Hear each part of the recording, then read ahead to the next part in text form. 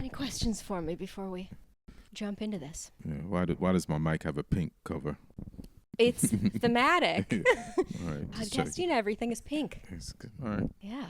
I didn't know it was your color like that. It's called branding. Branding. All right. Shall we? Yeah. Ian, welcome back to Podcastina.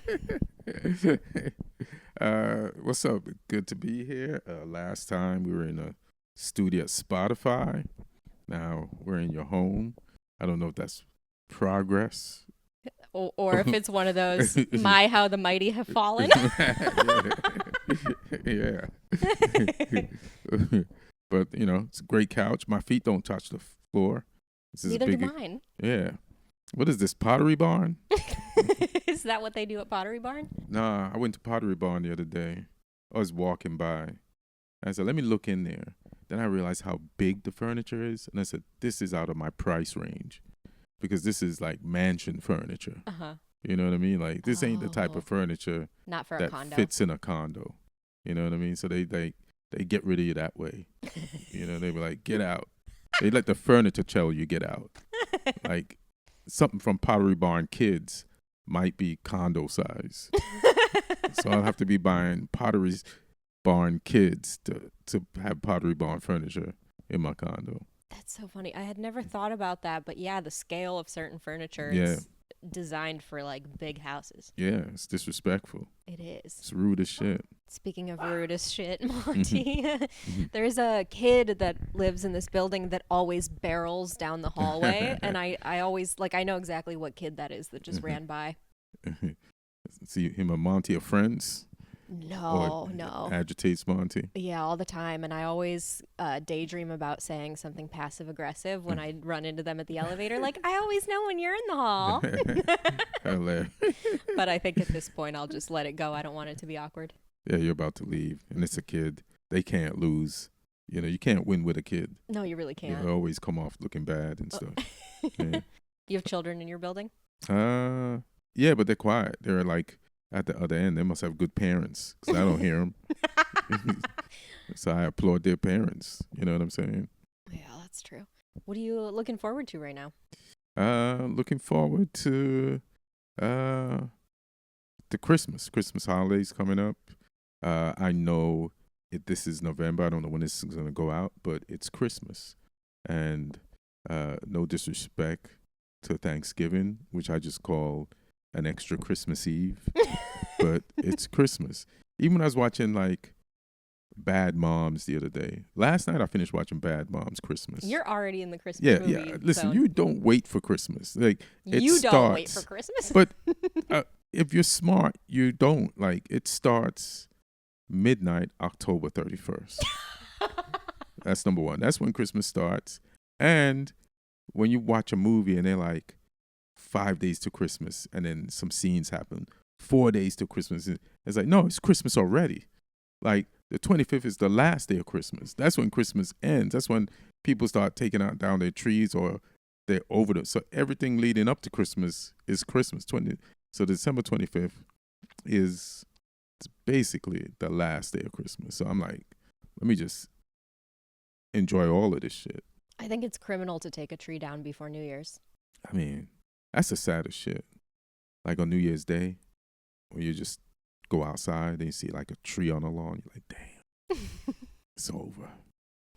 Mariah Carey gets frozen back up until she's de-thawed next Halloween. Yeah. It's always funny to see the Mariah Carey video on midnight of October 31st. Uh-huh. It's pretty hilarious. How much money do you think she makes? Do you think she just lives off of the royalties that she gets from All I Want Is You for Christmas? Like, that's her whole salary for the whole year? Yeah. Because I wonder how royalties and stuff work back then. Because when she did music, they ripped you off less. They always ripped you off, but I'm sure, I don't know, what do you get by the spins? I don't know how much Spotify be ripping people off, so who knows? And that's why I'm not at their studio anymore, and that's the only reason I'm not at their studio anymore. It was Why? an ethical stance. They didn't kick me out. Yeah. It's hilarious. I'm out here being broke and ethical. Broke and ethical. Maybe you can't be. Maybe that's the only way to be. What, broken ethical? Nah, there's good people that make money. You know what I mean? It's like shit is just overboard. Like I was just watching this thing on Perfect Union about this guy was like, everywhere I go in all the different states, all the food tastes the same. So he's like, why? And then there's this distribution system called Cisco. I know about this. I Right. just heard about this too. And it's like when you look at their profit margins, but truckers and delivery people are making less. And it's like they're in the billions. Delivery pay for truckers is down 40%. Like you could have paid them truckers, bro. And it's like, it's just wild. You know what I mean? Yeah. Do you think there's like a specific number that like if someone earns that, if their earnings, maybe it's like $1 billion or whatever, if you pass a certain number, there's It's no way you before did that. it ethically? It's before the billion because I think people are racing to be billionaires. Mm-hmm. So they'll do anything to become billionaires. But if I was those truck drivers, I'd invest in Cisco. Apparently, the profit margins are high. you can get your pay. You can get your pay while they're ripping you off. Same thing with the writers. When we was in the writer strike, the studios were making so much money. Just invest in the studios. But if you have no extra money for investment left over after all your bills, We have to. We got to figure it out. Got to Yeah. do something. they got to give us more. Yeah, It's a I vicious mean, circle. they're giving us less. Yeah. It just makes me so sad because I don't know, at the end of the day, Mm-hmm. if the middle class has no more money left at all, then there won't be anyone to siphon money from. Exactly. So what are you doing? Like, what's the like? How are you gonna make money when you got all the money? Like, Mhm. what's the end game here? Right. Like, I don't understand. Like, what type of do you want to like go if you're super rich? Do you want to travel to some state and it's like a bunch of zombies walking around and the country looks a mess? So you can't even enjoy your like. What are you gonna do? Like, I would love to know the master plan. Shit, I might be down. Let me hear what it is. If it's a really good plan, but I don't think anybody's thinking. It's just like a history of grabbing everything. I think so too. And the way I look at it, and this will make sense, I think, to anybody, except it doesn't make sense to billionaires or the people who support the billionaires and don't put any energy. Because you'll see clips of Elon or whatever. There's all this stuff online, and people are defending him in the comments. And it's like, but where do you think he's getting all that money? It's getting taken out of the middle class. And then if you take, let's use like Pittsburgh, like a random city as an example. If the middle class has a decent amount of money and they're fine, they're going out and spending it everywhere, and then the small businesses are thriving. But then the money goes back up too. So it's like if you pay people money, Americans is proven they'll spend money. We spend money we don't got. Mm-hmm. So if you pay people, you'll get the money Yeah. if you're a big business. But if you don't even give them a living wage, and then you're also getting subsidized by the government, and then you're against poor people getting anything, then I just don't know where you expect this thing to end up. I don't know either, because it's not like someone like Elon is going to go into random cities and boost those local businesses. He's one person. He can't go eat at every restaurant every night. He can't go shop at every local store. He can't go get a haircut at the salon. Like, that's all these businesses go down the drain when regular people don't have any access, like any money to go spend on all these extra things like services and restaurants and entertainment. And then that's how everybody, like, that's how the middle class disappears. Yeah, there's all these videos about Vegas dying, and it's just because like the corporations, what do they call them? What are those companies that buy businesses and like Hedge funds. strip them down? Like they're hedge funds, but there's another name, and it's just like, all right, let's get rid of the free drinks, let's get rid of the buffets, let's get rid of anything that would make middle class or lower middle class person go to Vegas to have a good time and make them gamble, but still come away with something like a deal on a room. At least we got free drinks here. At least we ate like kings.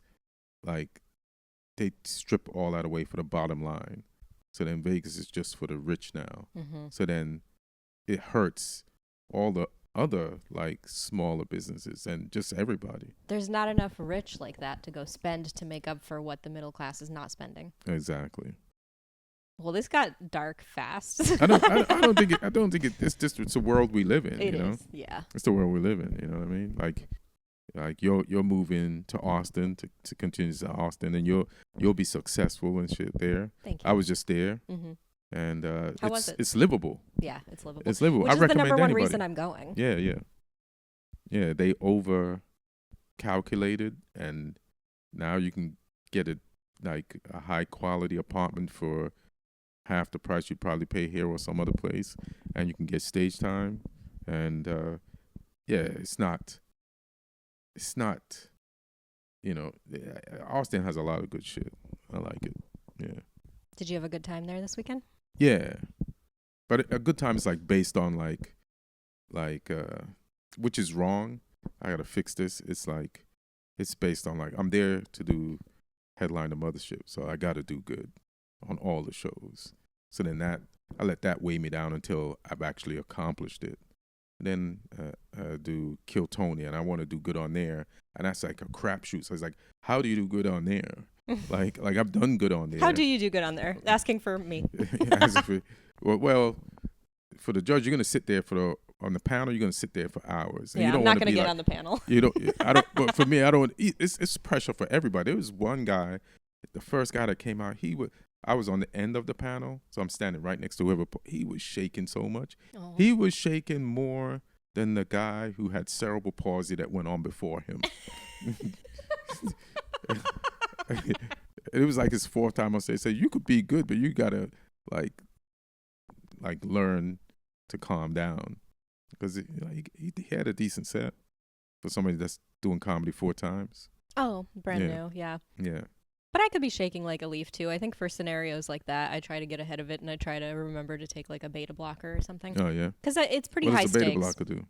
It's originally it was a blood pressure medication, and what it does is it kind of suppresses your adrenal glands, so you don't release adrenaline, so you don't feel like really nervous and shaky. So a lot of people who are performers will use it before when late night was a thing, or if you're like recording a special. That's why I didn't book auditions. Yeah.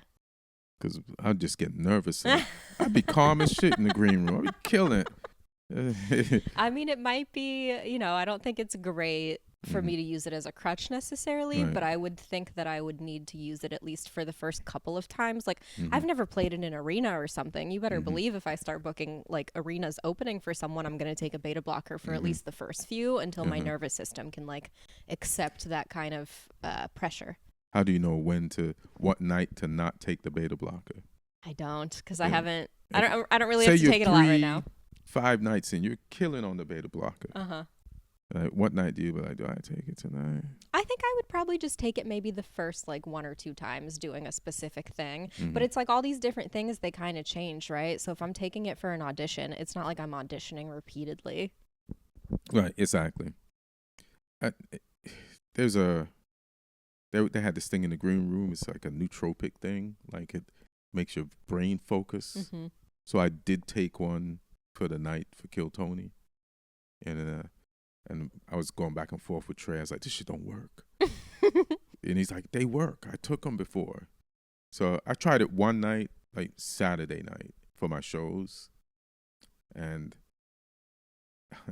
maybe nootropics works different on me, but I just felt giddier and lighter. Oh, fun. You know what I mean? Like more loose, Mm-hmm.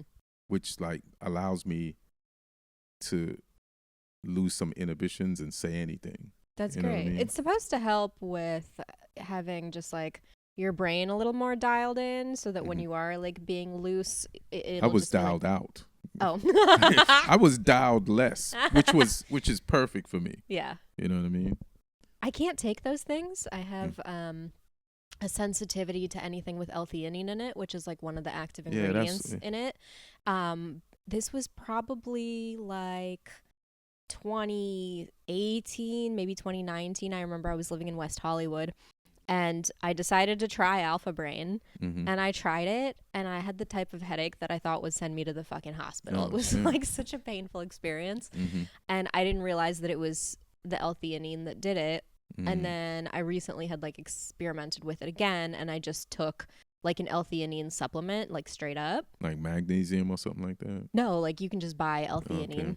And that's the active ingredient in a lot of those things. Yeah. And so I took it and got that same migraine, and I was like, oh, I just can't have this supplement, so I can't take any kind of nootropics, anything. There's like a whole, Right. it's very trendy right now to be able to get those kinds of pills and drinks and stuff. They're like an alternative to Red Bull and coffee, but I can't have them because they all have L-theanine. Oh, so you could just buy L-theanine straight up with none of the other stuff. Yeah. Right. Because I think this thing had it in there, but they had other things in there to make sure, and then it says some patented thing that they bonded, but it's like you're selling L-theanine, Yeah. but you're trying to make sure, yeah. They'll put like ashwagandha in it or something, or they'll Mhm. put like other, sometimes they do mix caffeine in. Right. You know, they'll do like a whole This kind thing of said concert no of things. caffeine, Yeah. so I hope it didn't. Yeah. You don't drink caffeine? Yeah, I mean, I got green tea in here right now. But I drink a green tea amount of caffeine. Okay. I was going to Okay. say that's the bare minimum. Yeah. I need at least that to like start the day. What's your Starbucks order? Venti Empress Cloud. What is that? That's a green tea Oh, made by Tivana. fancy. Yeah, it sounds fancy. It does. Yeah, but English people be drinking tea. I don't know if you noticed. They do. It's true.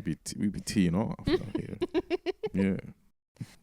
So by the time this comes out, Mhm. we will have already done all our Christmas traditions of going around and like looking at lights and stuff. So Yep. did we have fun? Yeah, we absolutely did, and we went to some new spots. Yeah? We went to Sylvain.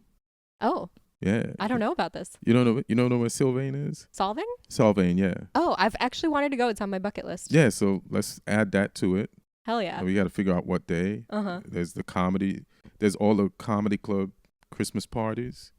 What else did we find? There's this Christmas tree thing at this racetrack in like I think Santa Anita. What? What me, Mello, and Razzle been talking about. Okay. Hitting that up. And there's been some new places that we could all like get into it at That's very and exciting. have a good time. Yeah. Yeah. So the list of activities is growing. Love You know what I that. mean? Yeah. I remember when I told you I was moving, you were like, don't ruin Christmas. I don't know. Can you I was believe? like, I can't. Can you believe Galena trying to ruin? It's selfish. Trying to ruin Christmas. I mean, nothing would be more sad for me than to like move to a new city right before the holidays I know, by right? myself. Damn. It's worth being homeless for a couple weeks. yeah. I'm glad you made the right choice. Yeah, me to too. be Me homeless. too. You know what I'm saying? Mhm. I had a bunch of listeners write in a question. Oh yeah. Did they know it was for me? Yeah, totally. Oh yeah. Get out of here. This is definitely a listener question and Oh, not don't. my question. All right. Who's better at podcasting, me or Rogan? This sounds like your question. I mean, Galena. Or This don't sound like. totally. I'm the listener. Hilarious. Hilarious. What other questions you got? It's a tie. It's a solid It's a tie. solid tie. All right, Solid I accept tie. that. Yeah. It's I'll hilarious. duke it out with him when I get there. Yeah. Just put your stake in the ground Uh-huh. and go at him. Yeah. Well, it is like a marketing strategy to counter position yourself against something that's like really successful in your niche. Oh yeah. How would you do it? Just out of curiosity. Uh, If you're gonna, and it doesn't have to be Rogan, yeah. but who would you pick, whether it's him or not, hmm and how would you counter? I kind of do, and it's like it's not intentional because at the end of the day, I want to make the show that I want to make, and I Mhm. kind of just go with my gut when it comes to like booking people. Mm-hmm. But there is like a cohort kind of, and Rogan's in that cohort certainly, as is Theo, as are like a few other people, Mm-hmm. where it's this kind of like interview style, different guests, different genre of guests. Mm-hmm. Because I have on a lot of comedians, but I also have on a lot of experts in different areas, Right. authors, athletes, medical Mhm. people, blah, blah, blah. And so the counter positioning comes in Mm-hmm. because obviously some of my like values don't quite align with some of those people, and so I'm kind of bringing on people with like the opposite opinions and and also, I mean, the number one counter position is I'm a woman, and there's not really, unless I'm mistaken, I feel like there's not as many women in that category. Or I guess Mel Robbins is. Who's Mel Robbins? Wow, are you serious? Yeah. Wow. Oh my God, she's a huge podcaster. Oh yeah, maybe if I see her, I'll know who she is. She's the blonde lady with the black framed glasses who's always like, 5-second rule. Let them. If somebody's being annoying to you, let them. Let them. Yeah. I like that advice. Yeah. She said, she let stole them. it. She stole it. She stole it. She stole it from who? She stole it from this poem Uh-huh. that came out like a couple years before she started doing that. And the whole poem was like, oh, if someone breaks your heart, let them. If someone doesn't treat you well, let them, blah, blah, blah. It was like a very... I kind of believe in that. Like if, like I had a girlfriend, right? And during that relationship, like it ended, but I was like, all the times we hung out and I said I had a good time, I meant it. And she said it too, but if she didn't mean it, that's on her. You know what I mean? Like I genuinely did have those good times. I do believe she did too, but it's like if somebody's that's on somebody to be somewhere where they don't want to have a good time. You know, sometimes, you know what I'm saying? So it's like, It's like if you're a good person, like, because there's a thing, like if you're a good person, like you want to see if somebody can handle you being a good person, because it's easy for people to want to take advantage of like a good person. Like Totally. Like, have you seen like, have you heard about the Akash Singh thing? No. You haven't? Uh-uh.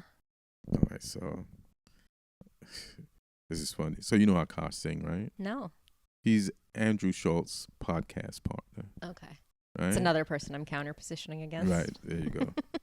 But if you look at these guys, they're like traditional guys. Like they're with one woman, they're married, and they take care of their woman. You know what I mean? Like they work and they provide the home.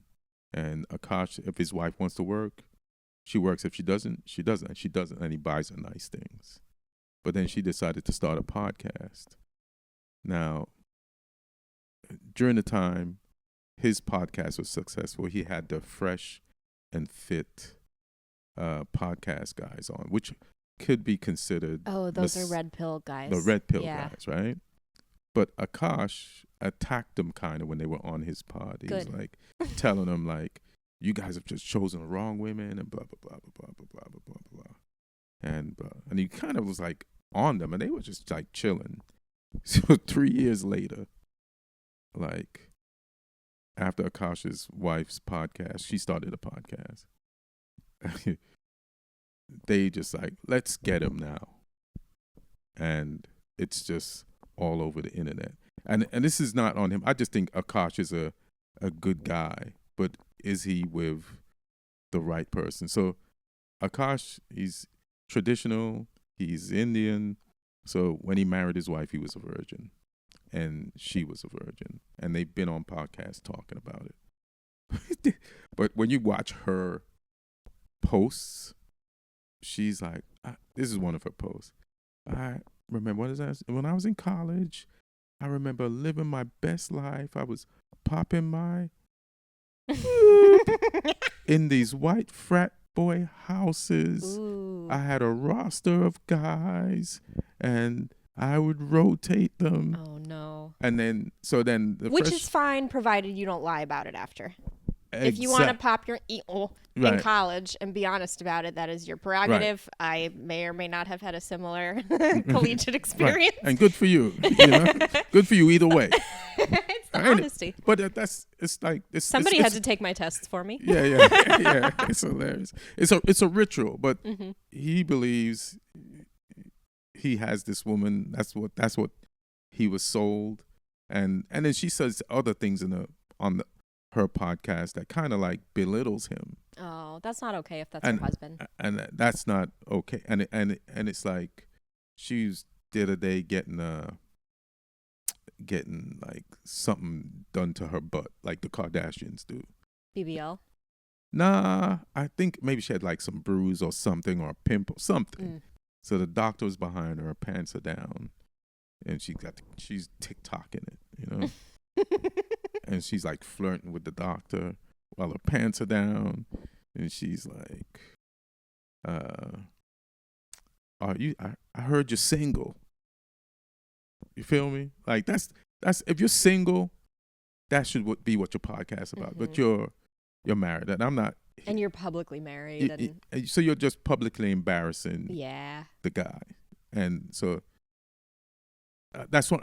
So my point is like, I don't mind being nice to people, but as soon as like somebody proves that they can't handle me being nice, then it's a wrap. You know what I mean? It should be because that way. I can't be. I don't want to always like when I'm on stage, I'm a different guy. But that's just to show people, like, that's just to show someone. If you're with me, right, and that guy needs to come out, like if we're just hanging out and to protect us, that guy will come out. It's there. But it ain't there for like that's a lot. Like I said, when I was in Austin, like that was my energy. It takes up a lot of energy and time mentally to be the guy that's going to kill. You know what I mean? And so it's just draining. Some people are like that. They could, you know, but I can't the whole time. No, and I think I would say like you have really good boundaries, and that's part of having good boundaries is being that way and like letting someone show you who they are and how they're going to move through the world around you. And the whole like being on all the time and having to like prove something all the time takes up a lot of bandwidth, and I think it comes from a place of like needing to prove things, which you don't need to, so you don't have to. I'm be just that too guy lazy. all the time. I'm just too lazy to it's prove not laziness, anything. You just don't need to. Like people are like, oh, okay, we know Ian, we know he's talented, we know he's been around a long time, and so you don't have to do cartwheels for people to like get them to respect you. Some people want you to, and you lose them, but it's like it's fine. I don't think it's good, and I have to watch myself on this, especially now going into like a new environment and a new scene and having to like introduce myself and make an impression and everything. I need to try to keep my focus on making sure that I don't have that like needy energy, because people also can sense that, and I don't like that, and I want people to come to me because they just like want to be around me and like my vibe and like me as a comedian, as opposed to me trying to like force it onto people. And you built a healthy tribe in LA without having needy energy. So thankfully, so if you've done it in LA, like it's one of the toughest towns, you could do it in Austin where people are friendlier. People are friendlier, and thankfully what will be my tribe there is already people I was friends with when they were living here. So if it wasn't for like me having that core base of people that I'm already at least friendly with and can like continue to nurture those relationships and grow them, I wouldn't just embark on this. I think I'm at the point where like I really don't like meeting new people, and I really am pretty reserved, and it takes me a minute to warm up to new people. So I'm gonna have to like step out of my comfort zone because I have to meet people while I'm there. Right. I can't just be like, okay, well, I'm already friends with these people, so I'm just going to hang out with them every day. Like, that's not going to fly. I mean, that's what I do. It's fine when you're visiting. It's not okay when I'm trying to make a life there. Yeah, and it's good to live like I'm trying to live a more open life. We'll see where it takes me. Like, I can see the advantages of it, but I also see the advantages like of being a withdrawn person, and I also enjoy that too. Because there's moments when I see like open people, I say that motherfucker's having a great ass time. I should be more open. But I don't think we can't really change whether we're introverts or outroverts. Is it outrovert? That sounds wrong. Why does that word sound wrong? I got it though. I know you did. I understood. What is the other? Introverts or outgoing, maybe. Yeah. I've talked about this before on the pod, but maybe not with you. But there was this book that like really resonated with me. That's your problem, reading. You know what I'm saying? If you don't read, nothing can resonate. You know what I mean? It's by Susan Cain. Fuck, what's it called? Oh no. Jamie's not home. I don't have my Jamie. This is why my podcast. She's your Chat GPT. She's your. No, she never is. I'm blanking on the name, but I'll put it in the show notes. But if you look up Susan Cain, you'll find it. But the whole book is about outgoing people versus introverts and how the world isn't designed for introverts, because a lot of the ways that we're taught to succeed in business is to be outgoing, is, you know, they say they want that when people are like at job interviews and they're like, what's your energy like? Are you out? You know, it's been pathologized to be an introvert, and it's been made to be this thing that's like a disadvantage in life, when the whole book is about how we need to be more accepting of people that are introverted, and the introverts need to just like play to their strengths a little more, because it's a deep rooted personality thing. It's not something you can like untangle and change. I mean, I know I can access my inner outrovert, but you know, I just got to be in the mood. You know what I mean? Me too. And you know, it's just got to happen. You know what I mean? Because I know I can do it because I'm a comic and I've had to do it. You know, so I know there's like the two lines within me. But I do love, like last night, I did one podcast. I was a guest on one podcast in the middle of the rain at 6 p.m. And the podcast was fun. But I was going to go home, cook a little something, and then I knew I had an 11 p.m. spot, and it was just pouring. I was like, let me check my spot times and see if, because sometimes I know I mix up like spots, and then when I saw that the spot I thought was last night was tonight, Friday, I was like, risky business around the crib, like running around, that I got to stand by myself. It's raining. I was like, now I got to figure out what to watch. I took a shower, put on my best pajamas and shit, my best house clothes. I put my feet up, set the whole place up like I'm about to watch porn, but it wasn't porn. I was just going to and I put on Bad Moms Christmas, finish watching that. And I was like, I set a time, like a schedule of shit to watch, and then just had a good ass solo time, you know? Nothing is better. There's that quote, like, sometimes canceled plans feel like heroin when you just like want that night off. Want that night off. It's hilarious. Yeah. It's because, and I'm this way too, where like if I need to be on, I need to be on if it's a show or something, but I recharge in solitude. And so if I don't get that recharge time in solitude, this is why I could like never live in New York, because I think you're just like never by yourself, between having to live with people to afford a place and having to be on the subway and around people all the time. Sometimes I just need to be like the only human in the room. I like really need that. I was raised an only child, and I was in solitude a lot and just with my imagination a lot. So I think that's just how I recharge. So you never met your dad's other family? Well, they were around, but you know, there was like a lot of hours of me being what I guess you would call like latchkey, where even though my grandparents were home, I was like definitely left to my own devices. Right. I feel I was just telling somebody the other day, like I have a brother and two sisters, but I lived like an only child. Like I understand only children because I just loved hanging out solo. And I played with them and we had a lot of fun, but I did. And even with the New York City thing, I could be in the middle of Times Square and be alone. Like dead up. Like I'm just observing. I'm like, y'all don't even know I'm here. I'm watching y'all. I'm just, you know, this is just TV from my living room, but they set up the TV in Times Square. Yeah. Yeah. It's different when you're forced to interact, like with all these holiday parties coming up. It's fun, but I remember going to like the Improv's holiday party last year, and you're making, you know, you're having like 50 small conversations with people, and it's a good time, and I'm grateful to have those opportunities to connect with people. But then at the end of it, it's like, oh, I don't want to see anybody for 2 years now. 2 years. That's funny. Do you think you're terrible at talking to people? Because I used to be terrible at it, so I used to be terrified of it. But now I'm kind of made the intention to like switch up and like be able to bullshit more and just have more fun. And then I've had some fun conversations with unsuspecting people that I would like. I don't have nothing in common with this person, so it was just always high and by. But then sometimes you'd be like talking. Oh shit, this wasn't that bad. So it's like I try to do it more. You know what I mean? Well, what advice would you give me if I'm trying to get better at that? It's gonna take time, or but you definitely have to be open. You know what I mean? Just be open, say hi, and I ask legit questions.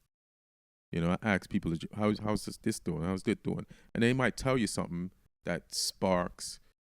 It's crowd work. It is crowd work. It's crowd work, and you're not trying to be funny. You're just you're genuinely listening, and something they say might spark an experience of yours that's relatable to theirs, and then you end up having a conversation. But it's not like you're not trying to get. And then if a laugh comes, a laugh comes. But it's crowd work, to be honest. Yeah, and I think you're getting at something that this is not my idea or a novel idea, but the way to be more likable in situations and interactions is to just like really make it about that person and ask them things. Yeah, which and I'm then good they're at like doing. Stoked, yeah. As an introvert, that's easy for me Yeah. to make it about that person. So I want them to know anything about me. And then they feel important. Yeah. If that's a side effect, fine. I like making people feel good, so yeah, take that. Yeah. So I'll do that. Like I'll come on somebody's podcast and interview them. You know how many times I've done that? Yeah. And there should be shit, we didn't ask you nothing. Sorry, man. Time's up. I'm out. Bye. I get thrown off sometimes if a guest comes in here and turns it around on me and starts asking questions. I'm like, hey, who showed you this is? That's funny. Yeah. Yeah. If you had to give up one of these things for a year, what would you give up? And your soccer or comedy? Oh, Jesus. Damn. Tough one. Like watching soccer, playing soccer, or watching it? Watching it. Oh, that's tough, man. I definitely couldn't give up comedy because I wouldn't want to get rusty at it. It was funny, like at the mothership, like it was L.A. circa 2018. It really has that vibe. Yeah, like it totally has the that employees vibe. and all the comics. Yeah. And even when you're in the green room and it's all the LA comics, whether they're visiting or they live there. Mm-hmm. And then even on the monitor, like Derek Poston was performing in the Little Boy, and I was like, oh shit, it's all LA in here. This is I don't even feel like I can't be in Austin. This is LA. But Theo was in there too, and he's like, yeah, I haven't been on in 5.5 weeks. And I was like, huh? Whoa. I see your reaction? Yeah. That's 5.5 crazy, weeks. right? I only did that over the pandemic. That's like... If I go a week, like this week I didn't get a chance to get up and now I'm on a show tonight and I'm like, fuck. Exactly. So I don't want that feeling. Like the way you're reacting, the way I reacted to him saying that. Oh, so you're not a comic no more. You 5.5. I don't want to... If I don't do it for like a few days, it feels like I'm starting over. Yeah, agreed. And that's the worst feeling. And that's another thing. That's probably some shit I could nip in the bud and like talk myself through and just be like, just go with it. But the giving up watching soccer would be tough. But there was a period when there was no soccer to watch in America. So is it a year-round thing? What do you mean? Like, are there games for you to watch all year? Or is there a season? There's a season, right? But then the reason why a lot of Americans don't like soccer is because they feel like your question is it a year? Those are different leagues. So everybody thinks it's the same league and that there's no break. They're like, when does soccer end? But the season I'm watching started it started in like August, I think. And it'll end like in May. Oh, that's most of the year. Am I right? 10-month run? Is there? Monty, look it up for us. Monty, do your Jamie Start thing. working around here. Come on. But it's like, I feel like it's like 9 months or some shit like that. It started. I'm getting it wrong. Maybe September. Maybe September to May. But still, that's a bigger stretch than like the seasons that we know here for things. Like I know the basketball, NBA goes football. from October to around maybe like the same thing. Oh wait, yeah, it And does because I guess NBA finals are always around my birthday in June. Yeah, and then so it's like a regular season just like anybody else, but then there's like tournaments like the Euros, and if the Euros come on, then you're like, I thought soccer ended, and then if there's the World Cup 2 years later after, and then you see women playing, then you see the Mexican League, then you see which is at a different time, then you see the MLS, which is at a different time. Multiple listing system? Their league is at a different time than the Premier League, so you always see it on, but it won't be the same league. You know what I mean? That confuses Americans. Yeah. Because there's only one NFL. Right. You know what I mean? There's only one NBA. And I think that college football is probably closer to the timeline of the NFL. Yeah, it is. They're pretty much like maybe a few weeks behind each other. College football just ends like in January, and the NFL ends like in February. Yeah, but that's a tough question. Jesus Christ, that's wild. I'm not surprised though. I think because it's such an identity thing to do comedy. Do you think that like wanting to be a comedian is like a little bit of a mental illness? Nah. Well, I'll answer that, and then but let me finish. I was on Lauren Compton's like first date, and she asked me, "What's your addiction?" Because you don't eat, you don't drink, and just to be funny, I said porn, right? But it really is soccer. But it was more shameless for me to say porn than soccer. Like you will wake up at like 4 a.m. to watch a game. Yeah, will. I'm doing it tomorrow. Like, I don't have anything I feel that way about. Word? Listen, it's on a European time. I just like getting up at 4 o'clock in the morning. It's dark. And watching a sunny game in England or a rainy game in England, whatever time it is there, like live. And then there's half-hour break. There's another game. And then I've watched by 12 p.m., I've watched all my sports for the day. And I got the whole day. I'll just take a nap, and then it's the weekend. Because I'm a comic, I can, I love that shit. But yeah, like soccer is my porn. Like sometimes I don't even watch TV shows. Yeah. And I write on TV shows, but I don't watch half-hour shows. I don't watch, like I have to force myself to watch a movie at night. It's wild. Now, what was the other question? Is wanting to be a comedian a mental illness? Nah, I don't think so. I sometimes wonder. Nah, it's just like any artist. It's like is wanting to be a rock, to play in a metal band. Mental illness is you have this proclivity, and the only way to not waste it is to do it, and you have a drive just like anybody else in any field that's driven to feel that this is what they're meant to do. And so I don't think it's a mental illness. It's just based on the individual. But overall, nah. I love that. Yeah. Oh, I was like catching up with a friend the other day, and we were talking about like feelings, relationship feelings, and she's like, "Oh, don't get too caught up in your feelings."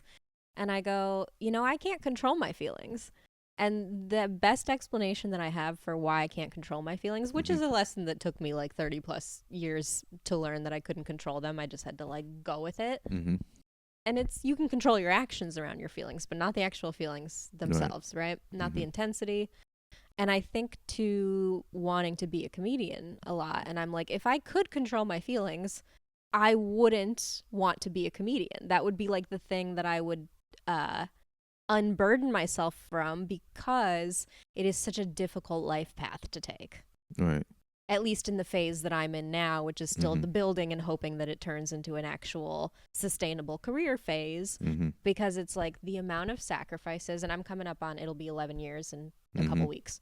So I'm like, holy shit, you know, for 11 years, like what all sacrifices have I made? It's been very detrimental on my personal life. It's been very detrimental on my financial life. And it's like, if I didn't want it in my soul, if it didn't give me the feeling that it gives me, I wouldn't want it. If that makes sense. Right.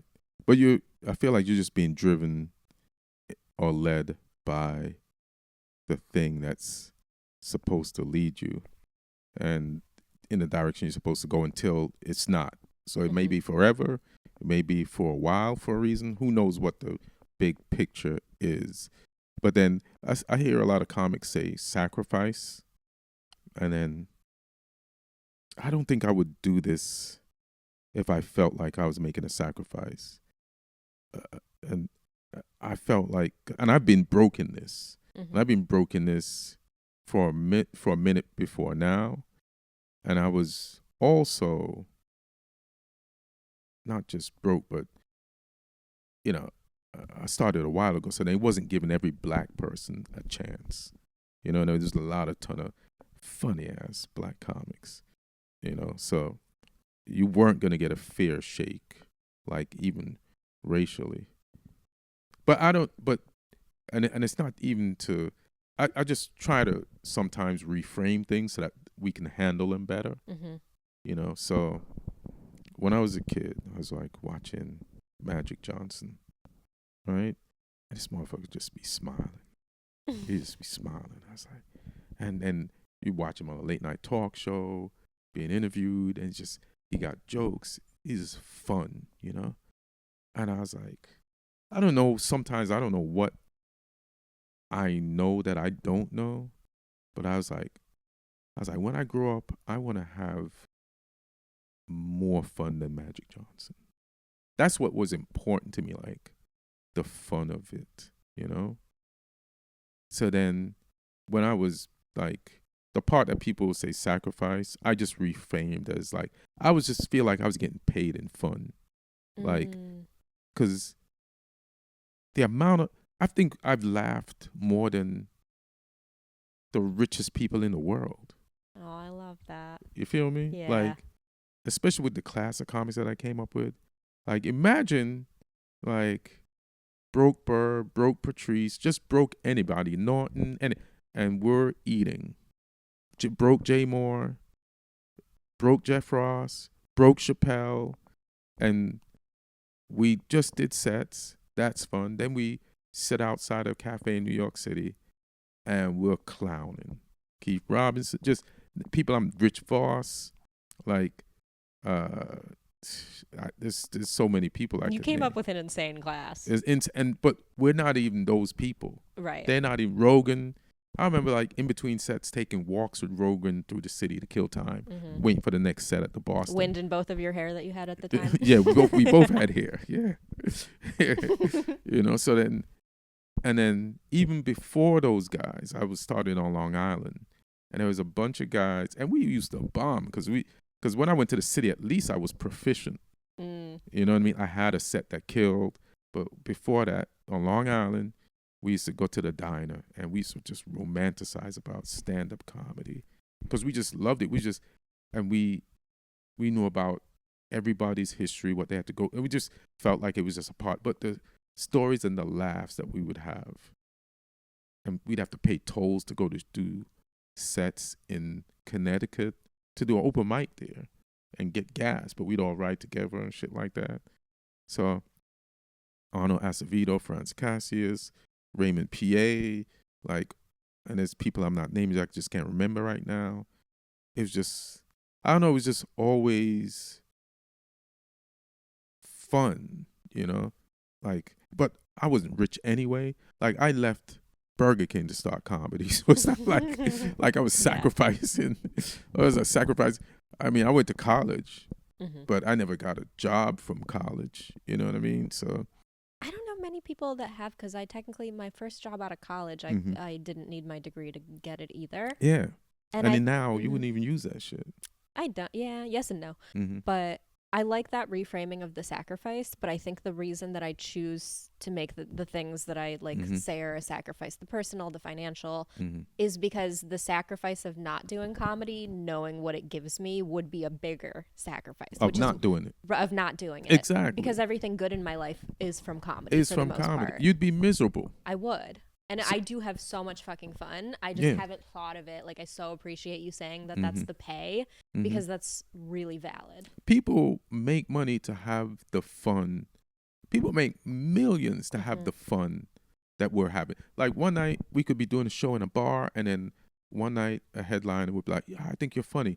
I'm gonna fly in a private jet, and we're gonna do shows here Right. in this arena." And then you could go back the next day to doing bars, but like you just been on a private jet, or you just did an arena, or you're one of the few people that could get in at the store to see Chappelle. Mm-hmm. Like you like think about like the nights like that. Like people like Chappelle was just at the belly room in the store. You seen Chappelle before, right? Yeah, and it was so wild because I was like hanging out in Sacred Ground Mm-hmm. and he just like walked in after a set. This was a couple Mhm. years ago, but he like walked back there and he was like looking for someone he knows. And I Mhm. watched him have this like very human moment just in a Mhm. group of comics. And I was like, this is crazy that I just get to Mhm. be part of this. Yeah, sometimes you have to be Bruce Willis to be in that circle. Mm-hmm. You have to be Tom Cruise. Like Tom Cruise is in the belly room to watch Chappelle. I saw Rihanna and ASAP were just there too. Right. I was like, oh my God, I need a Like beta look blocker for that. look how much money you have to make Yeah, to be with the coolest people. to be with the coolest people. But as a comic, you could be, oh, he's a comic, let him in. She's a Yeah. comic, let him in. It's Yeah. like, so I feel like how I view pay, and then then you catch a financial. But if I was having a miserable time, I just been having fun, So like pay attention to the fun, and then everything else. It'll make it more fun so that even when you start being where you're financially, it'll just enhance it more. Like I met you guys. We have fun when we go out. You know what I mean? We only spend we go look at Christmas lights and shit Yeah, like we do that. free shit for Yeah, we fun do free anyway. shit for fun all the It's time. But we true. always like it does the same fun that people are paying for. We do free shit. Go do it. New Year's Eve parties. Shit was fun. I always think too that like the experiences, and it's, I don't want to speak, I guess, disparagingly Mhm. of people that have like regular jobs or Mhm. like regular Right. lives, but I think to like, if I was just a woman not doing this, Mhm. the only day that would be like about me would be my wedding day. Versus as a comedian, if I get to the point where I'm like shooting specials every couple of years, Mhm. every time I shoot a special, that's my wedding day. That Yeah. day is like all about me, and I Right. get to have that. And it kind of takes the pressure out of the big events. Mhm. Out of it, it makes it lesser because there can be so many of them if you're actually like flourishing in this. Right. Yeah. And it's like, yeah, not to disparage any, like some people love their regular jobs. As long as you're doing what you want to do, Right, that's key. or you're doing something that's happy, that's key. But yeah, I don't know, man. I don't know why I think that way.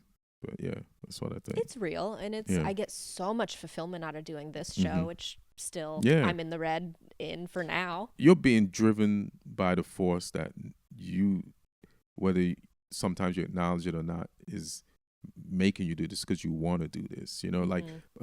Like all the steps of learning and editing, and I All know the shit I have to learn. I know there's a lot of shit. Like it's Yeah. a pain in the ass. Like sometimes sometimes the computer will just stop. Mhm. Like that's happened to me. Like this never does this. Why is it doing it now? I gotta wake up in the morning. Like why Premiere is this? Pro is my arch nemesis. Yeah, there you go. Yeah. Like it'll just like, you know what? I'm gonna fuck with her today. So I get it. But I'm not the motivation that comes from actually enjoying doing it. Like, I'm never late on an episode release, even though I don't think anybody would message me and be like, "Where's the episode?" if I didn't post it. I don't know. right You on should be time. late one time and see what happens.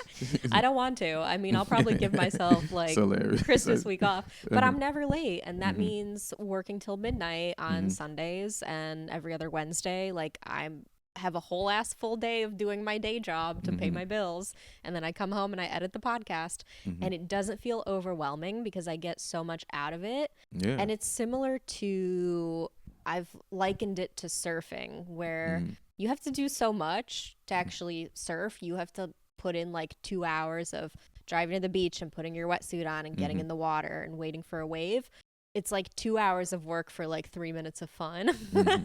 And it's similar to podcasting, where yeah, I don't love that I have to like fight Premiere Pro on a regular basis, that I have to teach myself how Pay to for it edit and fight audio, it. pay for it and fight it Mm-hmm, constantly, and do all the YouTube SEO and thumbnails and all mm-hmm. that shit that I don't want to be doing. But I enjoy the recording so Oh, much you that it do? That's offsets dope. it. That's Like dope. the amount that I've learned, the Mm-hmm, conversations that I've gotten to have, the relationships that I've gotten to mm-hmm. nurture, because there's a lot of comedians who I would have probably never hung out with if I didn't Right, like invite them and they said yes to coming and doing this show and right. getting to have And I've the seen the guests you conversation. have, and they're like, people are saying yes, I'll do it. Yeah.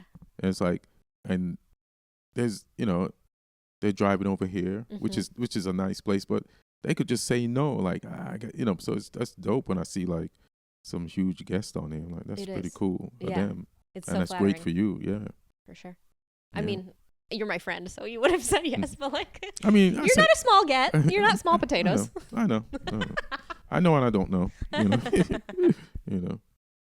What do you think is like, because I feel like the have fun with it and use the fun as currency is like Mhm. excellent advice to comedians. What is terrible advice to comedians that you've heard that you think people should stop perpetuating? I know, it's funny. Uh, there's, I know when you're new at this, most of the advice you're getting is hand-me-down advice from comics on your level that they heard from. It's just apocryphal stuff that kind of will. So I also took the military terms out of comedy. Like I took the bombing out, I Oh, took the okay. killing out, Uh-huh. like I took the break a leg out. Like it's like there was a time when I was killing, but I wouldn't have fun until after I killed. But I was like, why am I stressing myself? Why am I not enjoying myself on the way to the thing that I enjoy after I've done it? So I was like, because I was result orientated, and it's just like, hey man, just have fun. And we all know we've learned so much from bad sets. Like I've learned so much from bad sets more than good sets. You've heard that. Because you don't think about the good set. You're like, you wash your hands of Right, it and that's yeah. it. And the bad set sticks with you, but you're like, let me hear this tape and see. So then there is no bad sets. So just have fun. Like a bad set always ends up being good if you use the information from the bad set right. So if you're afraid of having a bad set, don't be afraid. It's just one moment that'll actually make you better. So you have nothing to lose from having a good set or a bad set. So just have fun I like that. regardless. You know what I'm saying? Do you have a bad set that sticks out in your mind as like a particularly Oh, a devastating whole bunch of one? them. Yeah. Traumatized. Yeah. I don't know if I told you this. So one time I went to my homeboy, Raymond, PA. He did this contest in Harlem and he did well. So it was stage time. So I went the next time with him. And it's a black crowd and shit. And it's in this little place. It was kind of like during the afternoon too, like 3, 4 in the summer. And they had this host. And you just wanted to get on stage and test yourself. And so I went on and I bombed and the crowd booed me. Oh no. You know what I'm saying? They booed. So I couldn't even finish. And I didn't want to finish. I didn't want to bomb longer than I had to. So the boos actually saved me, even though you don't want to get booed. But I stuck around because Raymond did well and he was going to get judged and then judged after all, So then I sit in the crowd, watch the rest of the performers. And even when I bombed and the host came back up, he clowned me. So so the people who just booed me are laughing at me. They're having a good ass time and shit. And then at the end of the show, last person goes on. Now the audience has to judge who won. And then so they're calling up all the people that back on stage. So I know I didn't do well. There's no way I'm winning this. This crowd just booed me. I ain't getting up there. Let me just see how well Raymond did. And then the host is like, "Come on, Ian, come back up here." He talks me into coming back up for the putting the hand over the head to see how the crowd Oh respond. no. And I'm dumb. I'm young. I went back up there. And he's like, this person, how this person do? Who do you think? And he gets to me and they like, boo. Same crowd booed me again. And I'm like, why the fuck did I come back up here? This is dumb. This motherfuckers booed me again. That's vicious. It's vicious, yeah. I've been booed in Philly. Philly got me one time. Damn, I've never been booed. I mean, I've bombed to a point where I'm like so sad after. But I've never been booed. I mean, they both hurt. Yeah. They both hurt. Like, you don't have to be booed to be hurt like that. I've been both, and they both hurt. You know what I'm saying? Like, I was like, shit. This because white people will just sit there and let you finish, you know, in silence. But they'll be doing shit. You can hear activities. Yeah. You know, like someone's YouTube playing, checking their phone, whispering. You know, like it all hurts. You know, this one. So when I first got like my first 5 killer minutes, and I was ripping all over Manhattan. So then when you're killing Manhattan, other comics that were getting booked outside of Manhattan and on the road a little bit would like put you on the shows. So then you get to leave New York. And we got booked to do, what's that college in Philly? We used to be in the NC, the Temple. It was Temple. So went to Temple, and it was like, it's a pretty big venue, you know. And one host, Terry Hodges, went on. Then I don't know if I was first. Somebody else went first. They killed. Terry Hodges always kills. Then they brought me up, and all my friends are on the show. But so I do my first joke, which kills in New York, and it bombs. Oh no. And then I'm supposed to do maybe 10, 15 minutes. So I jump to my middle joke, which is my second, just to see if I can get them. That bombs. And then I go to my closer, you know, and I still got, I'm now doing my closer, and I got 12 minutes left. Oh no. Closer's maybe a minute. That bombs. Oh. So then now I gotta like do the jokes I didn't want to do reluctantly, and then that's when the crowd starts booing. Whole arena or whatever it was, this huge ass place, the whole school booed, but it was because I was like leaning into being Jamaican at the time, and in New York, everybody knows like what a Jamaican is, how they grew up, how they were raised, because Jamaicans are mixed into the culture of New York. Mm-hmm. You know, everybody went to school with somebody Jamaican, has talked to them, has heard their stories, but not in Philly. You know, like those kids are like, we ain't never seen a Jamaican before. We don't know what the fuck you talking about. This makes no sense to us. And I bombed. And then every night, everybody went to the after party. I just stayed in my hotel room and watched Dumb and Dumber and had the best time of my life. First time I ever seen Dumb and Dumber, I was fucking dying. But yeah, there's some sets that I will never forget, good or bad. Yeah. Yeah. Those ones can be particularly memorable. Yeah. But that's how you learn that you really want to do it, because if you get back on stage after something like that, that's when you're really in it. Yeah, it wasn't something I couldn't fix. It was something that immediately I was like, all right, they got no Jamaicans here. So now I got to get material that's more universal that'll work other places. So it wasn't something like, you ain't funny. Like, I was killing in New York, which is a tough place. So then these people could not relate to me outside of New York. And it's like, my 5 whatever killer minutes aren't good enough. Now I got to like expand and be more, which I'm not against being more. You know what I mean? That's what we're in here for. Yeah. That's what comedy forces us to do, be better. So, you know, that's what ended up happening. Do you have parameters for yourself now of like what you will and won't write about?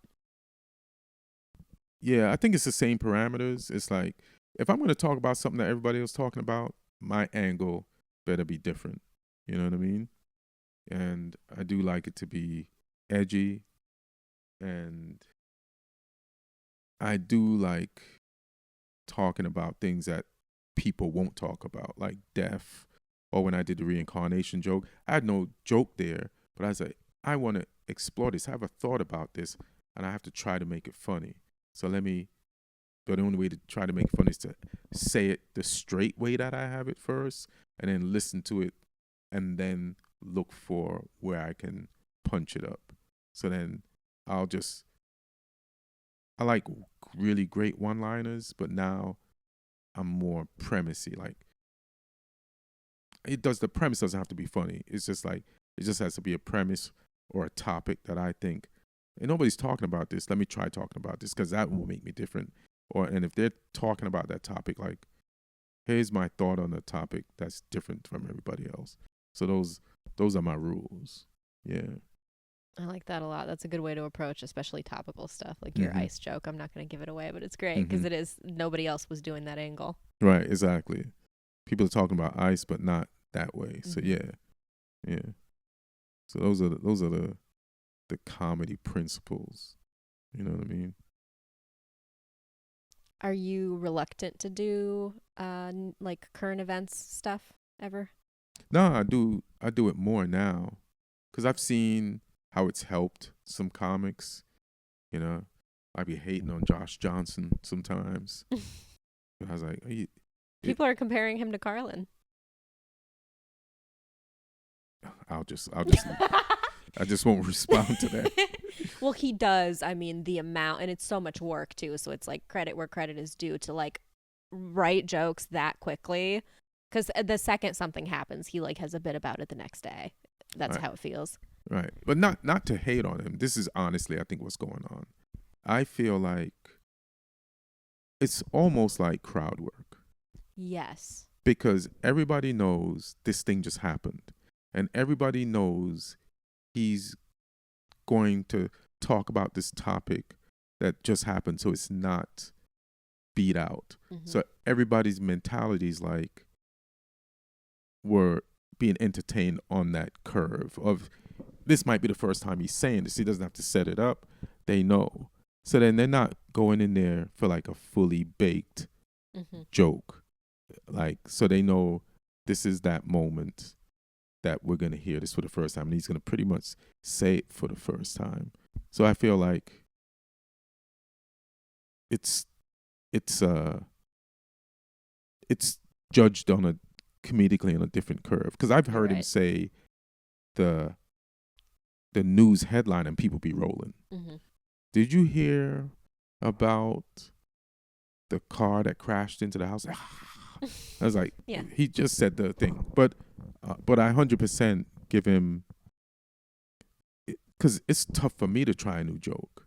So the balls that he has, you got to give him credit for the, like, I'm going to most nights, so I don't know how often he does it, to say, I'm going to go talk about this thing that I've never talked about and hang in the pocket. And immediately post it for the whole internet to see like the next day. Just hanging in the pocket, bro. That's like I've seen, there was this set online, Chappelle at the comic strip, and I hit up, I think, Stan Lathan or whoever was close to him at the time. I said, hey man, I don't think Dave wants this set up here.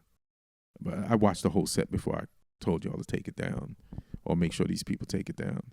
But the way Dave just hung in the pocket, anybody that could just hang in the pocket of not knowing where they're going and just be loose. So I give Josh Johnson, and he comes up with funny stuff, but I would like to see that stuff refined and like made into like 5-minute bits instead of like a 15-minute thing. But he's searching for it. So it's like, what are you going to do? I've seen Damon Wayans search for the joke. So I give him credit for searching for the joke. But just because I'm a stupid perfectionist and I want to see the completed joke doesn't mean Josh Johnson is wrong. Yeah, absolutely. And it's impossible to do that with current events just because everything moves so quickly. And a fully fleshed out joke could take over a year. Yeah, exactly. So so you got to give him credit. I think also a bit of my jealousy is like the fact that the crowd is giving him that time. Yeah. And they're patient with him. Because I told you about my experience in Philly, how they booed 3 jokes in. And it's like, it's a different time. Like, he's in a more patient time in comedy, where crowds are more comedy educated. And I'm like, they didn't give me that time. Why are they giving him that time? This is fucked up. Yeah. He shouldn't have that time. But do I want comedy to progress? Or do I want to be a hater? Well, I want to be both. I want to be a hater, and I want comedy to progress. So that's the honest truth. Yeah. Do you think the crowd work clips are overdone? Has it kind of like had any negative impacts on comedy overall? People be complaining, but it's like, hey man, if somebody, like, I feel like the overall system of entertainment was so unfair. If somebody could like Matt Rife, I feel like his crowd work clips and Schultz's, when Schultz was doing it, were like they weren't like hanging in the pocket. Like, Matt will wait for it. He doesn't rush it, and he picks the right people, and he doesn't ask typical questions. And sometimes it'll go in a gray area. Somebody will have like a handicap or something, and he handles it professionally, and he goes it. I like his clips. I liked Schultz when he was doing it, because he would know different nationalities and details about people's religions.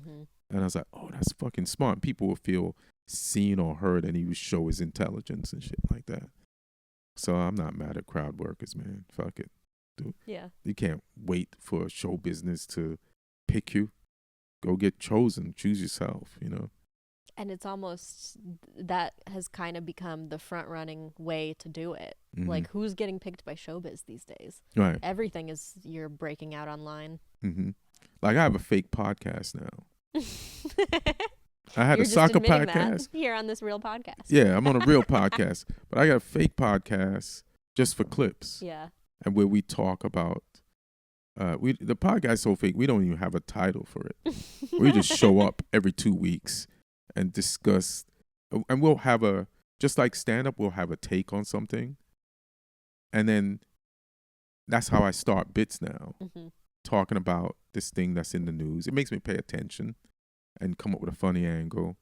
And then we talk about it, and then I'll say, all right, this could be a bit. Like, I have a bit about the Louvre that I was doing in Austin that I came up with but the clips are funny, you know. You got some clips coming up for whatever happened in the last 2 weeks, you know. But yeah, you know, you got a nice cozy Starbucks there. I might, like, when I leave here, that's where I'm gonna be. It's a good Starbucks. Yeah, it's a good Starbucks. I didn't know until I went in there. I could have given you, actually, I'm gonna give you a better writing spot. Oh yeah. I'll give it to you off air. All right, but yeah. That's hilarious. Off air. Tell me why. Just I want to hear your I'm reason. Gatekeeping. That's why. That's what I want to hear. That's funny. That's funny. I found it by accident. It's this just like gorgeous cafe. Well, why am I talking about it? I'll tell you later. Yeah. So now that you're paying attention more to like kind of content farm, do you have a good relationship with the news and social media and being on your phone, or does because there's so much bad news, does it ever like trigger you, or how do you maintain like a healthy relationship with it? Definitely. It's kind of could be too much sometimes. No, I can't front. But I also think sometimes I'm too optimistic, but I also think there's a turn coming or it's happening. Like, I've seen people that I would never listen to say things that I would love to hear them say. There's been a turn, and you know what's funny? I don't. People need to let shit go. If somebody was batshit whatever, or they were saying the wrong things, or something you disagree with, but if they realize and are turning, people, nah, you said that shit before. It's like, do you want them to say or agree with you now, or you just still want them to be the person? So like Marjorie, what's her name? Oh yeah, Taylor Greene. Like, I was thinking Candace Owens when you brought that up. I feel like her that's a great example. Her too. Yeah. Her too. It's like, I'm like, oh shit, you know. So I was like, hey man, if anybody that wants to do the right thing, it doesn't, like, especially if you're like a Christian, like Paul used to hunt Christians. You know, he's a No, I did not saint. know that. Yeah, he's not one of the 12 disciples. He used to crucify and hunt down Christians, and then one time he turned into one of the greatest Christians. You know what I'm saying? So it's like, what the fuck? I don't understand people. Let people correct themselves. Like people correct themselves, especially if like they doesn't like. I've learned so much at my age. Every time I thought I knew it all, I found out I didn't know shit. So let people learn and grow. We're gonna grow and evolve until the day we die. Yeah, I Yeah. like that because I always do try to at least give some cadence to people that are a little bit different and that think different. And it's been interesting with how crazy everything is to stumble across clips from Candace and clips from like Tucker Carlson, where I'm like, Carlson. why am I agreeing with you? And Exactly. you never thought. Exactly. But we got like, if someone is now saying the correct thing, like, and they have a platform, let them cook. And those are the right people to say it, because they can change the minds of the people we couldn't change, because they were on the same path as those people. So if those people see them change and say some of the things that we agree with, then if we said it to their fans on their platform, they would never listen to us. But if they say it, they realize it, then you were like, then they're more likely to listen. You need those people. Yeah, because they already have the influence. Yeah, you don't be like, fuck you from before. Uh-huh. No, you need those. We all need, it just shows that we all need each other. But people was like, nah, we all need each other, you know, to make this just a genuinely just better experience. Like those billionaires, like they think they don't need us. Wait till it's just 5 of you. Yeah. What the fuck are you going to do? We'll put you in a submarine. Yeah, Send you just away. 5 of you. Like you know. No, that's so real. And I mean, there's always going to be people who are loud and online and totally unforgiving and that don't ever let anyone correct themselves. And it just like creates this kind of vacuum where it's terrifying to be canceled for something or to be, you know, wrong about something, where it's hard because you want to toe the line a little bit, where I'm like, okay, if I post something a little rage baity, that'll be how like the platform grows. It's unfortunate that you have to be a little bit incendiary to like get attention online, but that's like that's the attention economy that we live in. But then it's so scary because it's like, if I'm wrong about this and we discover 10 years later that I was wrong about it today, am I just going to get dragged forever by certain people? I mean, that's what they do now. I think dragging might be over 10 years from now. I hope so. But like, you know, but it's the rave right now. You know, the only thing I like about Trump is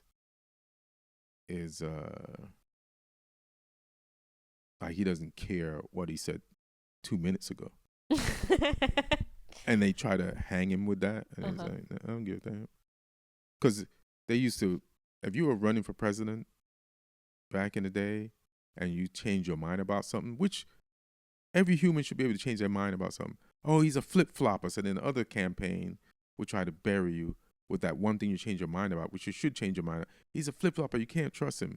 So then that was a very effective tool to knock somebody out of a race that probably should have won the race, that changed their mind for the right thing. It's like that's why that shit needs it. People should flip-flop. People should grow. People should learn, you know?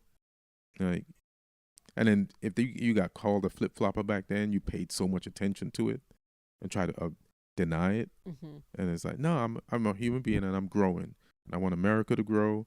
So I grew, so everybody can grow. And it shows that I'm down to like be open to new things, which any leader should be. Yeah. You know, like it's like, why didn't you just, you know what, maybe you don't deserve to be president. Maybe you are a flip-flopper. If you couldn't just make that simple statement. These people are giving those people advice out of their minds. Completely. Do you think it's true that he blew Bill Clinton? Nah, I don't even think it's important. I woke up that morning and people were like on that. It's like, how does this help us? like first of all, it's like, so then you're saying being gay is bad if you're like on that. You know what I'm saying? So then it's like I saw that, like people trying to be outraged about that, and I was like, come on. It's pretty funny. It's funny, but they weren't taking it like funny. They were using it as like a negative thing. What was the video of him? Was that AI? He was patting Bill Clinton. Did you see that I video? saw that video a lot. I don't think it's AI just because they both look I quite thought- young in it. Yeah, I thought it was a real video, but that's what white dudes do. Is it? They yeah, it's They like pat each other's dicks? yeah, it's like frat boy humor. Yeah. It's like frat boy humor. So it's like, yeah, like, you know how many times like white male comics have pretended like been on the line of pretending to have a gay moment just for the fun of it, Yeah. just for the humor of it. So it didn't matter to me. I was like, why is everybody like, this doesn't change how much inflation we got. You know what I mean? So I was like, I'm not gonna get caught up in that. Yeah. It was a beacon of a moment online just because the content around it was so funny. I will say, like, this is not a good reason for a Trump presidency, but have never laughed at so many memes in a year. Hilarious.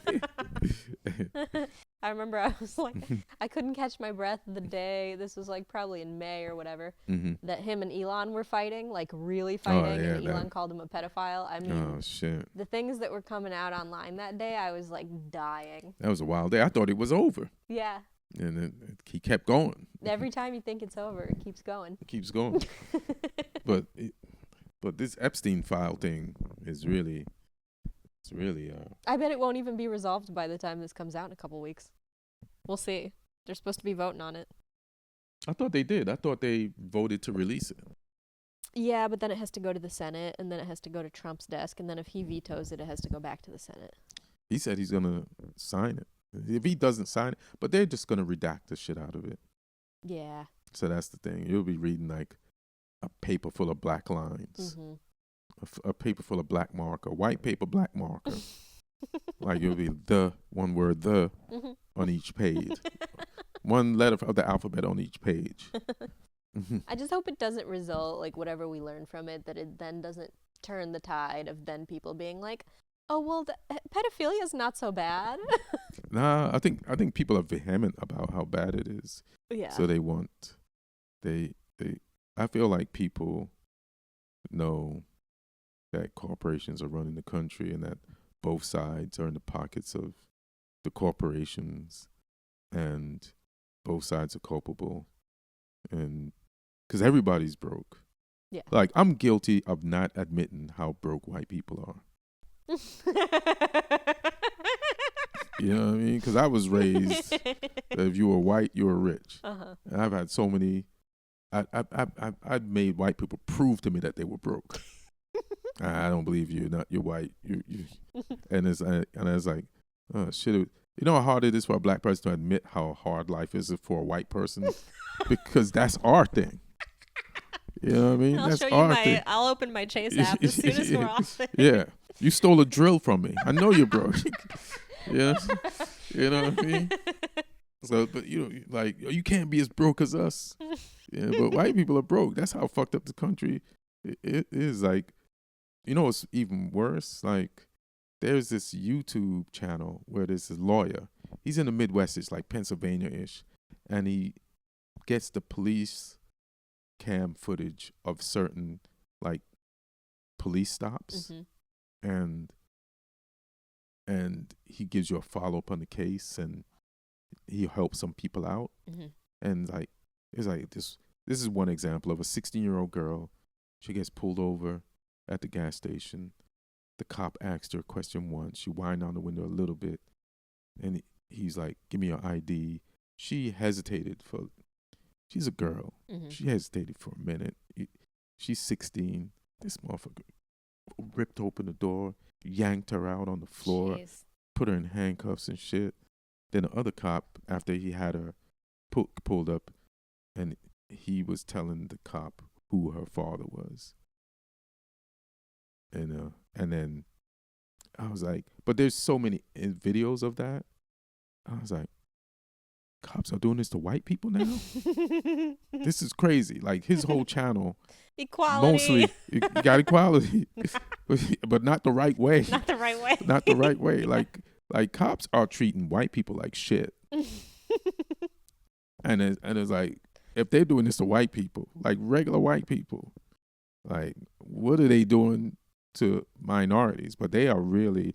It's almost easier because we can make the big racist noise, Mm-hmm. you know. So if it's on camera, you're gonna be on the news and you're racist. So I don't know. I still feel like they're doing it to minorities and black people, but white people also are getting treated like shit by the cops.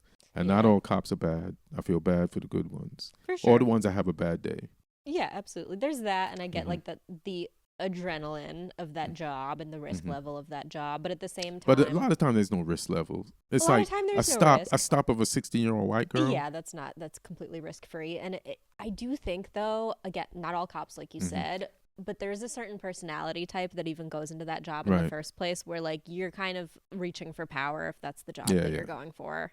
If you're that kind of And person. they supposed to vet those people because it costs the city money when you get sued. Yeah, but they don't vet them because I think like a lot of police forces are like not a lot of people go out for those jobs. Hmm. So, in some cases they might just take whoever signs up because maybe it's like not that easy to recruit for it in the first place. Right. Or someone can pretend to be a certain way, you know, And then maybe they just have to a pass the personality test. disorder and they can pass the test and Hmm. then once they're in and they feel like they've gotten like the leash is longer and they have more room to do stuff, Right. then the true colors start showing. Yeah, yeah. It's wild. Yeah. So we all got band together, yo. For We do. real. These are trying times, Yeah. but we got it. Like I don't be trying to like argue with nobody on the right Mhm.